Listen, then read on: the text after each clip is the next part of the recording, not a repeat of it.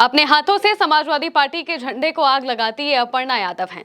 झंडे पर अखिलेश यादव की तस्वीर दिखाई दे रही है, जिसे खुद उनकी भाभी अपर्णा यादव जलाते हुए नजर आई। इसी तरीके से कांग्रेस के भी झंडे को जलाया गया।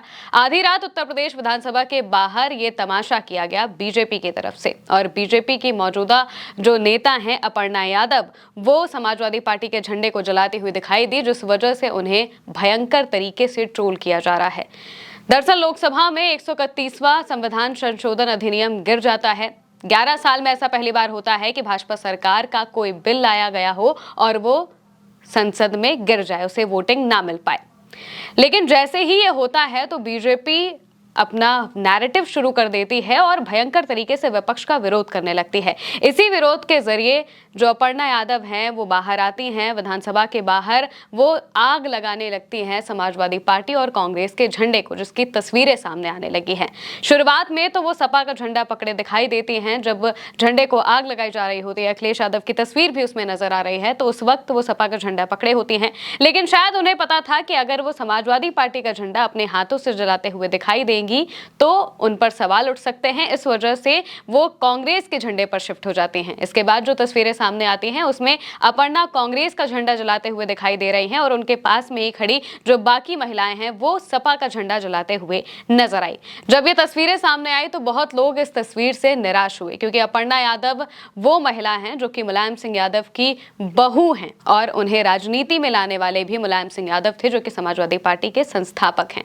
और उन्हीं की पार्टी के झंडे को इस तरीके से जलाना, खास तौर से तब जब अखिलेश यादव की तस्वीर उस झंडे पर लगी हुई है, तो लोग इस पर सवाल खड़े करने लगे। क्या कुछ कहा जा रहा है, लोगों की तरफ से क्या कहा गया है, वो भी बताते हैं, और अपर्णा यादव ने इस पूरे मामले पर क्या कहा है वो भी बताते हैं। सबसे पहले तो लोग जैसे ही देखते हैं कि अपर्णा यादव इस तरीके से समाजवादी पार्टी के झंडे को जला रही हैं, तो पूरे ट्विटर पर उन्हें ट्रोल किया जाने लगता है। अंकित यादव लिखते हैं, कोई और करता तो समझ भी आता, मुलायम सिंह यादव जी के घर की बहू हैं आप, विरोध करने का ये कौन सा तरीका है? अपर्णा यादव जी, ये मात्र एक झंडा नहीं है, ये आपके ससुर का सिर का ताज और विरासत है, जिसे उन्होंने गरीबों पिछड़ों के अधिकार के लिए खून पसीने से बनाया है। इसके अलावा नवीन कुमार नंदन लिखते हैं, अपर्णा यादव को एक बार निर्दलीय चुनाव ही लड़ लेना चाहिए। अपर्णा ये भूल गई हैं कि उनकी जो भी पहचान है सपा और मुलायम यादव की पुत्र वधू होने के नाते ही है, और आज सपा के ही झंडे को जला रही हैं।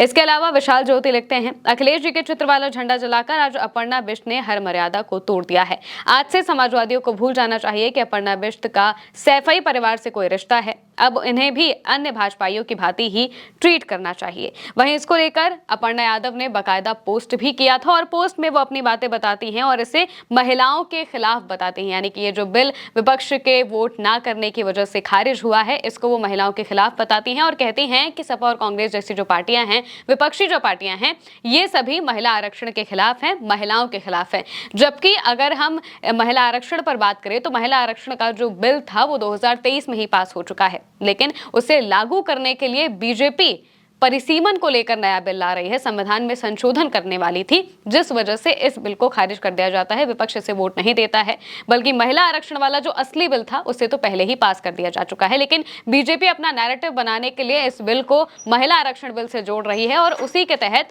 वो अपने हिसाब की जो राजनीति है वो करने की कोशिश कर रही है, ताकि विपक्ष को घेरा जा सके। लेकिन ये बात विपक्ष भी जानता है और जो महिलाएं हैं वो भी अच्छे से समझती हैं कि आखिरकार बीजेपी करना क्या चाहती है। इस वजह से जो अपर्णा यादव हैं वो विधानसभा के बाहर पहुंचती हैं, वो अपना विरोध प्रदर्शन दर्ज कराती हैं, क्योंकि बीजेपी जगह जगह पर इसको लेकर अब विरोध कर रही है, ताकि विपक्ष के खिलाफ एक नैरेटिव बनाया जा सके। तो अपर्णा यादव इसको लेकर जाती हैं विरोध करने के लिए। और इसी दौरान बता दें कि अपर्णा यादव उत्तर प्रदेश महिला आयोग के अध्यक्ष हैं, और इसके साथ साथ में वो एक्स पर पोस्ट करती हैं। इसको लेकर लिखती हैं कि एक नारी होकर अगर आज मैं चुप रह जाती तो मेरी अंतरात्मा मुझे कभी माफ नहीं करती। इस प्रदर्शन के माध्यम से आज मैं इन विधर्मियों को बताने आई हूँ कि भारतीय नारी के अधिकारों का विरोध इनको इनके संपूर्ण नाश से चुकाना होगा। देश की मात्र शक्ति और सारा देश इन कलयुगी दुशासनों को कभी माफ नहीं करेगा। जिस देश के बेटे कारगिल की बर्फीली चोटियों पर दुर्गा माता की जय बोलकर मौत से भी लड़ जाते हैं, वो देश इन महिला विरोधी ताकतों का सर को चलकर रहेगा। कहने का मतलब यह है कि इसके साथ में उन्होंने जो तस्वीर पोस्ट की, इसमें सपा और कांग्रेस का झंडा जलाते हुए दिखाई दे रहे हैं। ये कह रही है कि ये सभी विधर्मी हैं जिन्होंने महिला आरक्षण बिल पास नहीं होने दिया।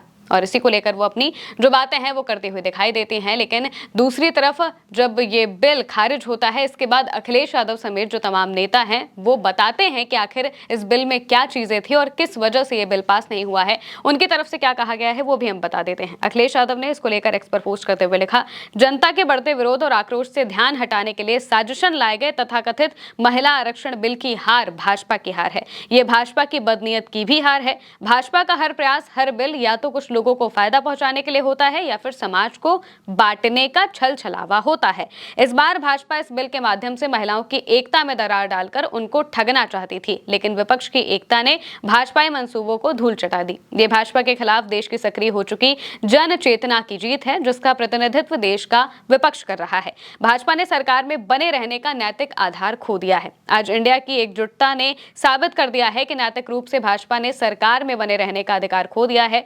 संसद में जो सरकार हार जाती है वो बाहर जाती है। ये जनता की जीत है, इसलिए पूरे देश में सालों बाद हर्षोल्लास का वातावरण बना है, क्योंकि जनता को विश्वास हो गया है कि बुरे दिन जाने वाले हैं। इसके अलावा राहुल गांधी ने भी बिल के गिरने पर पोस्ट किया और लिखा कि संशोधन विधेयक गिर गया। उन्होंने महिलाओं के नाम पर संविधान को तोड़ने के लिए असंवैधानिक तरकीब का इस्तेमाल किया। भारत ने देख लिया, इंडिया ने रोक दिया, जय संविधान। कहने का मतलब यह है कि संशोधन विधेयक गिरा है, महिला आरक्षण बिल नहीं गिरा है। लेकिन बीजेपी ये पूरा का पूरा नैरेटिव महिला आरक्षण बिल से जोड़कर ये दिखाने की कोशिश कर रही है कि जो विपक्ष है वो महिलाओं के आरक्षण के खिलाफ है, जबकि विपक्ष तो ये बात कह रहा है कि आप अभी के अभी महिला आरक्षण लागू कर लीजिए, आपको सीटें बढ़ाने की जरूरत क्या है, आप मौजूदा सीटों में से ही महिलाओं को आरक्षण दीजिए और इसके बाद बढ़ाइए। लेकिन जो बीजेपी है वो जनगणना और परिसीमन के पहले ही ये सीटें बढ़वाना चाहती है ताकि उसका फायदा हो सके, और इसी वजह से ये मौजूदा वक्त में अचानक से ये बिल लेकर आते हैं और इसे पास कराने की कोशिश करते हैं, जिसे विपक्ष की एकजुटता के साथ